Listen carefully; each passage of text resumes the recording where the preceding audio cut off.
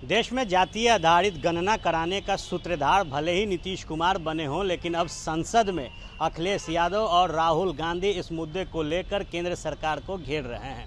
बिहार में महागठबंधन की सरकार थी तो जातीय आधारित गणना बिहार में हुआ।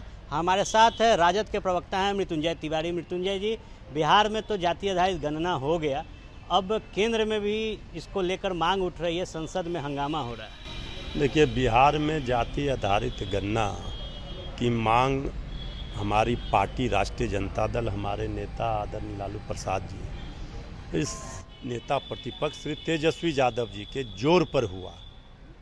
सबको पता है, जब सर्वदलीय प्रतिनिधिमंडल बिहार से गया था आदरणीय नीतीश कुमार जी के नेतृत्व में, उसमें तेजस्वी यादव जी विपक्ष के नेता थे, लेकिन आदरणीय प्रधानमंत्री जी मोदी जी से जाकर के आदरणीय नीतीश कुमार जी ने कहा था कि हम लोग तेजस्वी यादव जी के मांग पर आए हैं, पूरे देश में इसको कराना चाहिए। जब आदरणीय प्रधानमंत्री जी ने ये मांग नहीं मानी तो बिहार में तेजस्वी यादव जी के दबाव में ये काम पूरा हुआ। फिर सरकार में आए तो जल्द से जल्द पूरा समय रहते काम कर लिया गया, सर्वे कार्य कराया गया, उसमें अड़ंगा लगाने का भरपूर प्रयास हुआ, लेकिन सफलता नहीं मिली। तेजस्वी यादव जी लगातार कह रहे थे कि 9वीं सूची में इसको डालिए, वो नई मांग पूरी हुई। इसके बाद जो हुआ, रोक लग गई। ये सबको पता है कि ये कौन किया, किसने किया, किसकी साजिश है, कौन इसके खिलाफत कर रहा है। अब तो एक्सपोज हो गई पूरी बीजेपी। अब तो अभी इसको लेकर आप लोग मुखर हैं, नीतीश कुमार फिर क्यों चुप है? उन्होंने भी देश में इसको कराने की बात कही थी। देखिए, आदरणीय नीतीश कुमार जी, जेडीयू को तो अभी सत्ता का मलाई है मिला हुआ, और इस पंचर सरकार में चिप्पी देने का काम जेडीयू और चंद्रबाबू नायडू जी की पार्टी कर रही है। ये सरकार तो पूरी तरह से पंचर हो गई है।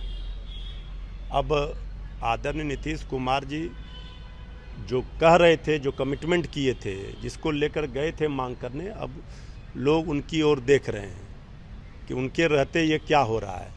अब तो उनसे सवाल खड़े होंगे।